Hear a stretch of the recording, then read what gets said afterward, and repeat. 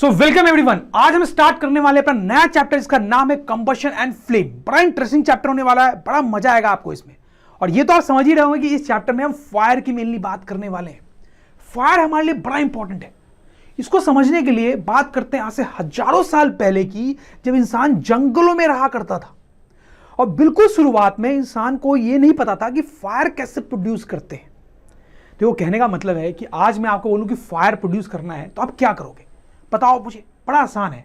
आप match stick से fire produce कर सकते हो, छोटा सा, उससे आप कैंडल जला सकते हो। और अगर बड़ा फायर चाहिए तो इसी मैच स्टिक से आप बहुत सारे वुड को भी जला सकते हो, तो बहुत बड़े लेवल पे फायर हो जाएगा।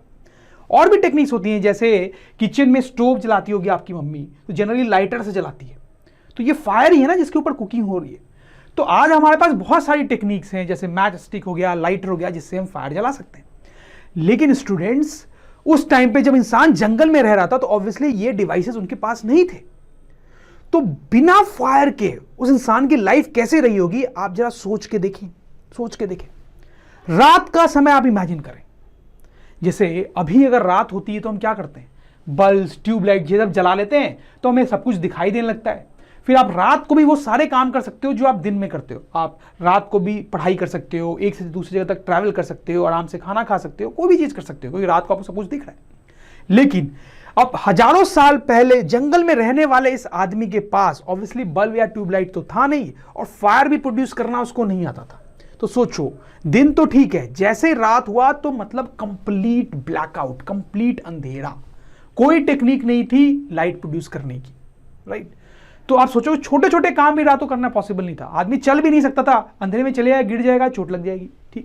ठीक से खाना भी नहीं खा सकता था, कोई भी काम ढंग से नहीं कर सकता था। तो आप सोचो कितनी अलग थी लाइफ पहले। इतना ही नहीं स्टूडेंट्स, हम फूड की बात करते हैं कि उस टाइम का आदमी खाता कैसे होगा।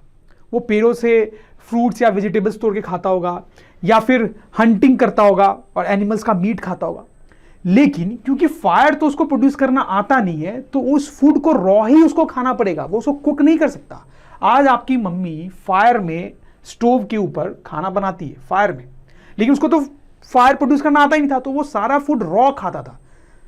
सो पॉइंट इज कि at that time life was so different because fire was not there. People didn't know कि फायर कैसे प्रोड्यूस किया जाए।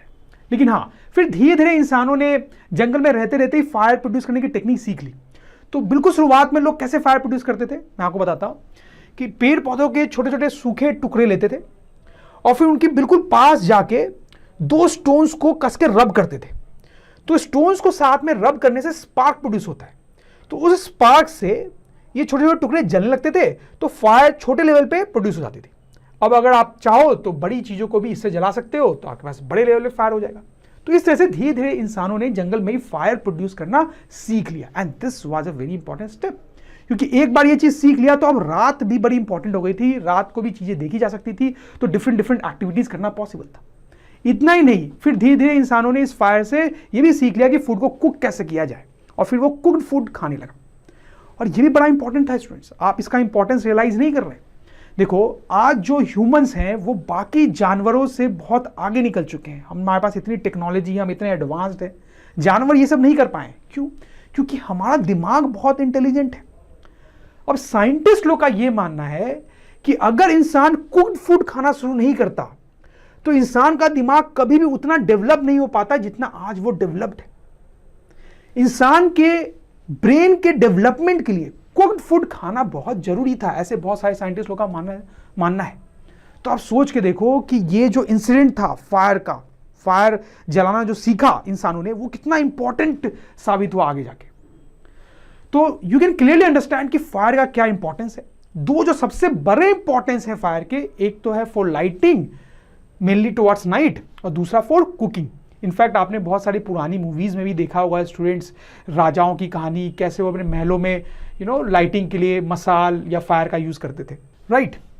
फिर स्टूडेंट्स 1879, ये बड़ा इंपॉर्टेंट ईयर था। Thomas Edison, he was a great scientist, great inventor, one of the best physicist world has ever seen. इन्होंने 1879 में बल्ब का इन्वेंशन किया। उसके पहले बल्ब नहीं होते थे दुनिया में। फिर धीरे धीरे ये बल्ब और फिर ट्यूबलाइट्स भी दुनिया में बहुत पॉपुलर हो गए। तो फिर धीरे धीरे लाइटिंग के लिए फायर का नहीं बल्कि इनका यूज होने लगा। बट आप सोचो 1879 बहुत पुरानी बात नहीं है, उसके पहले फायर का ही यूज होता था लाइटिंग के लिए, क्योंकि बल्ब्स थे ही नहीं। और कुकिंग के लिए भी बात करें तो कुकिंग के लिए आज भी गांव में वुड पे फायर जला के लोग कुकिंग तो करते हैं, और आपकी मम्मी भी जो स्टोव पे कुकिंग करती है उसमें भी फायर ही इन्वॉल्व है देखा जाए तो। लेकिन धीरे धीरे अब इलेक्ट्रिकल अप्लायंसेज आ रहे हैं जिसमें बिना फायर के भी कुकिंग करना पॉसिबल है। तो स्टूडेंट्स आप समझ रहे हो कि आज ठीक है फायर का इंपॉर्टेंस थोड़ा कम हो गया हो हमारे लाइफ में, बट पहले कोई टाइम ऐसा जरूर था जब fire was so important for us, and fire has been such an instrumental thing in the development of human civilisation for ages. So that is why it is so important and so exciting to study about fire in this chapter. So once you have understood the importance of fire, let me straight away dive into the chapter. तो दो type के substances होते हैं students, combustible substances and non-combustible substances. तो combustible substances वो होते हैं जिनको जलाया जा सकता है, जैसे कि पेपर हो गया, वुड हो गया, कोल हो गया, काउ डंक हो गया, गांव में जनरली इसको जलाया जाता है. नॉन कंबस्टेबल सब्सटेंसेज में iron nails, glass, water, rocks, इन सब चीजों को जलाया नहीं जा सकता. तो हम लिख भी सकते हैं कि those substances which can be burned are called combustible substances. और एग्जांपल पूछा जाए तो आप ये एग्जांपल्स दे सकते हो. Those substances which can not be burned are called non combustible substances, और की एग्जांपल्स भी आप दे सकते हो. Now let us try to understand this term combustion. Combustion क्या होता है? देखो, अगर कॉमन लैंग्वेज में बात करें तो कंबशन मतलब कि कोई चीज जल रहा है. जैसे कि यहां पे वुड जल रहा है तो कंबशन हो रहा है, यहां पे कैंडल जल रहा है तो कैंडल का कंबशन हो रहा है, यहां पे कोल जल रहा है तो कोल का कंबशन हो रहा है. सिंपल सी बात है. लेकिन साइंस की लैंग्वेज में बात करें तो कंबशन को थोड़ा अलग तरीके से डिफाइन करते हैं. कैसे डिफाइन करते हैं? Combustion is a chemical process in which a substance reacts with oxygen to produce heat and light. देखो, मैं आपको समझाता हूं क्या कहानी है, लेकिन उससे पहले आपको यह तो पता है ना कि हमारे आसपास एयर होती है और उस एयर में बहुत सारी गैसेज होती हैं. स्टूडेंट्स, पता है ना आपको कौन सी गैसेज होती है? बताएं. आपको पता होगा कि उसमें ऑक्सीजन होता है, नाइट्रोजन होता है, कार्बन डाइऑक्साइड होता है, ये सारी गैसेज होती हैं. लेकिन हमें यहां पे मतलब सिर्फ ऑक्सीजन से है, बाकी गैसेज को हटा देते हैं. ठीक, तो हमारे आसपास एयर होती है, उसमें ऑक्सीजन होता है.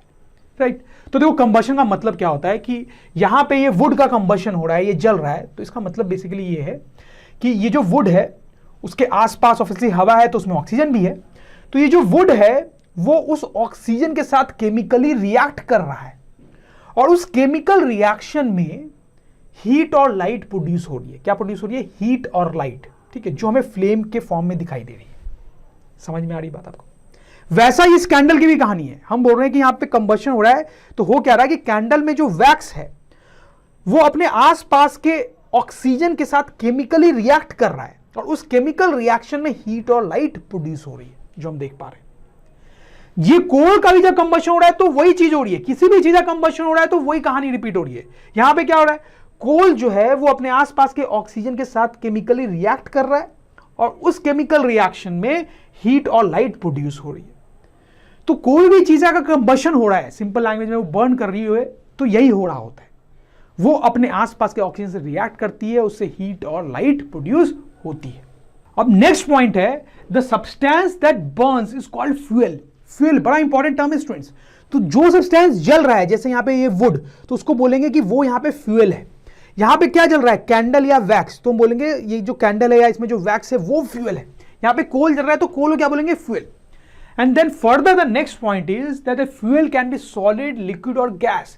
देखो, मैंने यहां पे आपको जितने भी एग्जांपल्स दिए कंबशन के, इन सब में फ्यूल सॉलिड ही है, लेकिन जरूरी नहीं होता है कि वो सॉलिड हो, वो लिक्विड या गैस भी हो सकता है. जैसे मैं आपको एग्जांपल्स देता हूं, इनको थोड़ा साइड कर लेते हैं.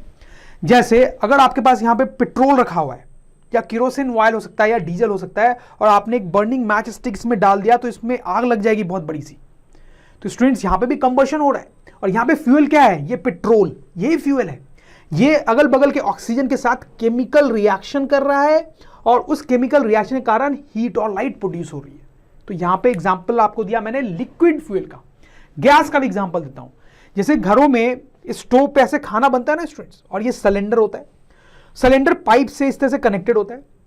तो क्या होता है, इस सिलेंडर में से गैस निकल के पाइप के थ्रू आती है, और यहां पर ये गैस ही जल रही होती है स्टूडेंट्स. यहां पे इस गैस का कंबशन हो रहा होता है. ये गैस ऑक्सीजन के साथ रिएक्ट करके, केमिकल रिएक्शन करके हीट और लाइट प्रोड्यूस कर रही है. तो यहां पे ये गैस फ्यूल है students. So this is an example of gaseous fuel, liquid fuel, और ये solid fuels. Next point is the light produced during combustion can be in the form of flame और ग्लो। जैसे generally जब would जलता है तो इस तरह से बड़ी फ्लेम के साथ जलता है, कैंडल जलता है तो वो भी एक छोटी सी फ्लेम के साथ जलता है, लेकिन कोल जो होता है उसमें जनरली फ्लेम नहीं होता है स्टूडेंट्स, उसमें आप देखो बस एक ब्राइट सा ग्लो दिखाई देता है आपको। तो वही मैं आपको बताने की कोशिश कर रहा हूं कि कई बार चीजें जब बर्न करती है, उनका कंबशन होता है तो फ्लेम प्रोड्यूस हो सकता है, लेकिन कई बार ऐसा भी हो सकता है कि फ्लेम प्रोड्यूस नहीं हो, सिर्फ एक ग्लो। हालांकि ज्यादा केसेस में फ्लेम प्रोड्यूस होता है। अब बड़ी इंपॉर्टेंट चीज देखने वाले हैं यहां पे, कंडीशंस नेसेसरी फॉर कंबशन।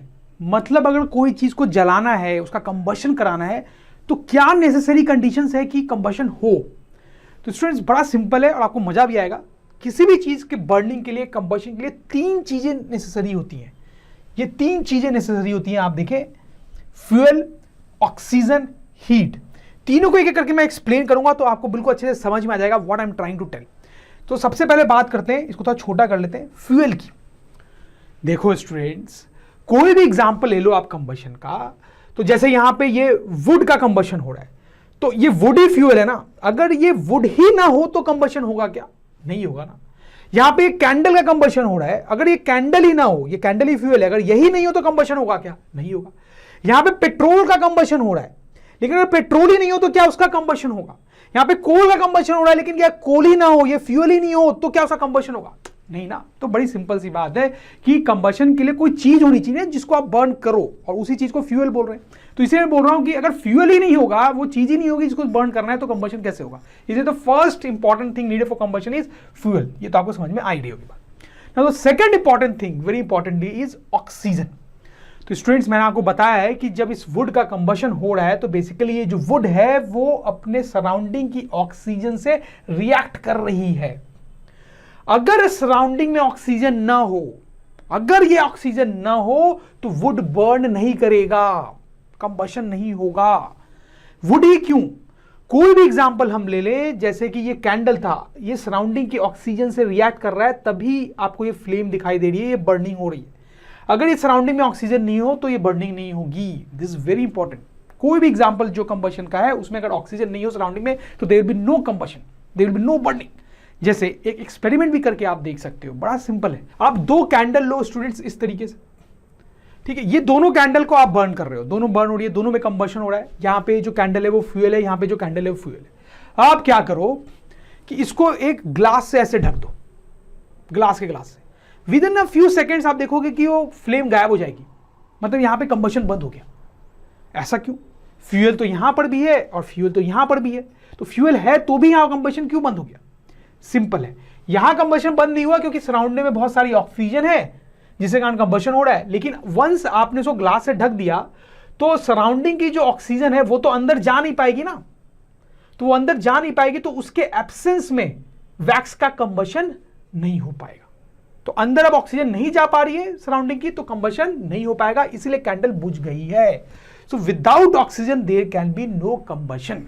जैसे अगर मैं आपको एक और एग्जांपल दूं, हालांकि बड़ा अच्छा एग्जांपल तो नहीं है, बट आपने मूवी में देखा होगा कि अगर किसी आदमी के कपड़े में आग लग जाती है तो यहां पे क्या हो रहा है, ये जो क्लोथ्स है वही फ्यूल है, राइट, वही जल रहा है ना, तो वो फ्यूल है और वहां कंबशन हो रहा है क्योंकि सराउंडिंग में ऑक्सीजन है, वो उस फ्यूल के साथ केमिकल रिएक्शन कर रहा है, जैसा मैंने आपको पहले बताया था। तो कई बार आपको मूवी में दिखाते हैं कि उसको बुझाने के लिए आदमी को ब्लैंकेट में रैप कर देते हैं, मोटे ब्लैंकेट में। उससे क्या होता है कि सराउंडिंग की ऑक्सीजन जो है वो क्लोथ के कांटेक्ट में नहीं आ पाती है, तो कंबशन बंद हो जाता है। तो without oxygen they can be no combustion.